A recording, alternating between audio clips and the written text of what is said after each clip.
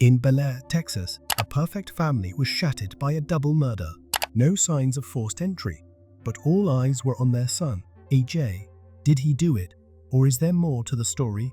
Join us to uncover the shocking truth in this chilling true crime case. In the summer of 2016, in Bel Air, Texas, near Houston, Dawn and Antonio Armstrong were attacked in their sleep by an unknown assailant. The Armstrongs' son heard the gunshots and called 911, prompting a quick response from emergency services. When officers arrived, they found no signs of forced entry or tampering with the home's security system. It appeared that the killer had been inside all along. This case was covered by Kevin from Just Thought Lounge, a channel known for its thoughtful analysis of complex true crime stories. Antonio and Dawn were described as a model couple. Antonio, a former football player who had a brief career in the NFL with the Miami Dolphins, later played in the Canadian Football League.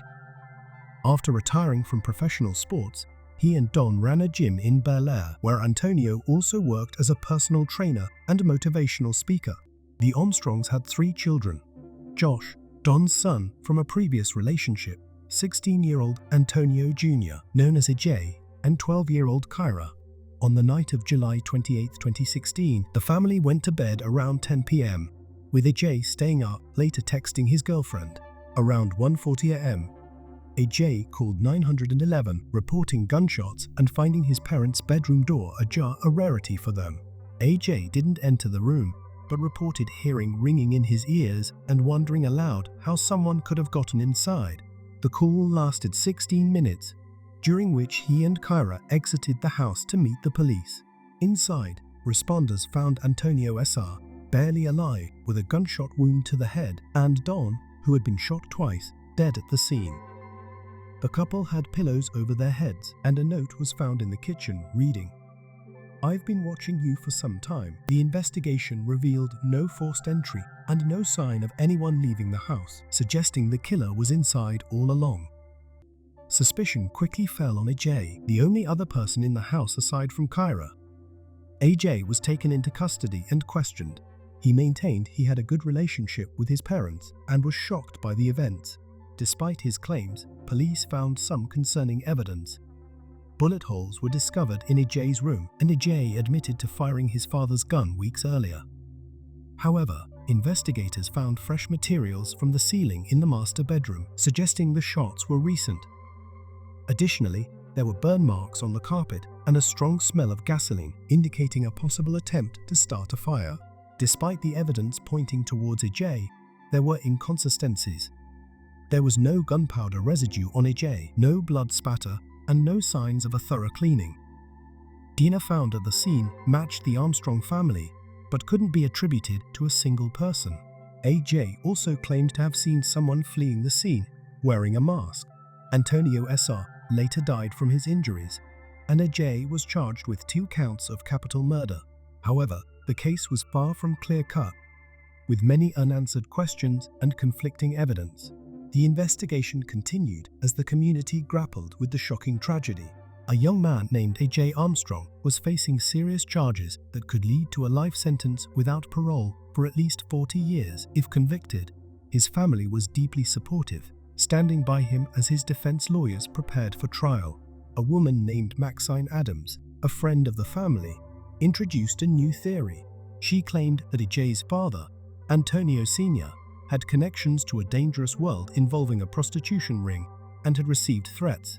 This information had not been shared by the state, and AJ's lawyer, Rick DeToto, argued that it could change the case's outcome. Maxine's story included names, phone numbers, and details about people involved. AJ's family, particularly his grandmother, was hurt but determined to uncover the truth and free him. The family's gym was broken into after the murders, but no one connected it to the case.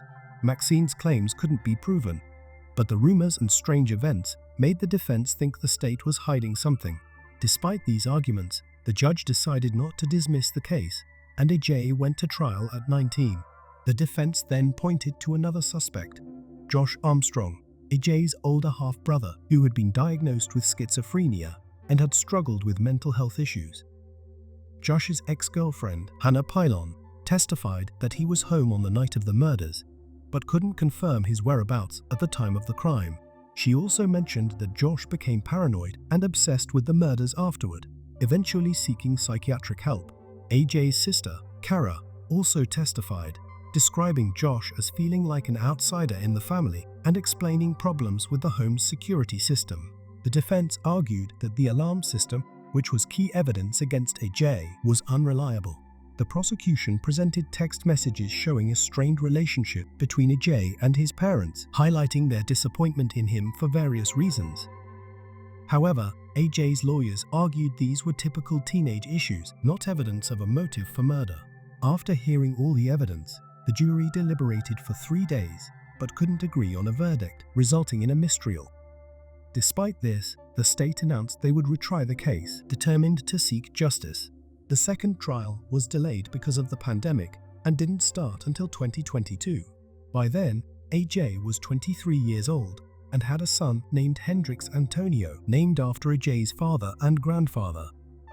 His girlfriend, Kate, who had supported him since 2016, was again there to testify on his behalf. This time, some evidence was excluded, including security footage from the break-in at the family gym. However, the defense continued to argue that Josh Armstrong, AJ's brother, was the real perpetrator. Medical records showed that Josh claimed to have witnessed the murders, which the defense saw as a confession. The prosecution, however, suggested that these statements were symptoms of Josh's schizophrenia, which they argued had been triggered by the murders. A major focus of the trial was the timeline, pieced together from phone records and security system reports. It was undisputed that the alarm was set at 9:52 p.m. AJ was active on his phone until 1:02 a.m. Then it was placed on a charger. At 1:08 a.m., the phone was lifted but not used, and a motion detector on the second floor was triggered. The prosecution suggested that AJ, who was off his phone during the crucial period, might have been cleaning up after the crime and placing a note and gun in the kitchen. The front door sensor was triggered at 1:57 a.m. when AJ let the police in, seemingly proving the security system's accuracy. The defense, led by Rick DiToto, argued that the security system was unreliable, pointing out 77 errors in the records from July 2016 alone. They also mentioned issues like the garage door not always closing completely, yet still allowing the system to be armed with a key fob. To illustrate the concept of reasonable doubt, the defense compared the situation to receiving a diagnosis from a doctor with an error-filled report and then seeking a second opinion. They questioned the reliability of the security system's data, which they likened to an inaccurate medical diagnosis. The prosecution argued that AJ made a critical mistake during the 911 call by mentioning a ringing in his ears, a symptom they said could result from firing a gun without ear protection. They also criticized AJ's claim that he saw a masked man in the house, a story they found implausible given his actions during the 911 call. The prosecution suggested AJ was making up a story, like in a movie, to cover up his guilt. The case hinged on whether the jury believed AJ's story or the evidence presented by the prosecution. The trial was filled with intense arguments, and the outcome was uncertain. In a murder investigation, if you're the only person at the scene, you might have to make up a story about someone else being there, like in movies where they blame a mysterious stranger. In the first trial in 2019, the jury couldn't agree on a verdict. 8 jurors thought AJ was guilty, while 4 didn't. In 2022, the jury was split again, but this time most jurors leaned towards not guilty. One person argued that AJ should be freed because the trials had dragged on for 6 years, involved many witnesses, and cost a lot of money. They felt it was time to move on. The state, however, planned to try AJ again, with jury selection set for February 2023 and the trial starting in March. Some jurors spoke anonymously about how hard it was to decide. They doubted AJ's story about seeing someone running down the stairs because it was dark, and they wondered if he could have recognized his own brother. Though many thought AJ was guilty, they weren't completely sure. The judge decided to move the trial to a different location due to the high level of attention the case received. As of now, the state believes Antonio Armstrong Jr. is guilty of killing his parents, but they still need to prove it. That's the story of Antonio Armstrong Jr. and his parents' murder. Thanks for listening. This is Kevin from Just Thought Lounge.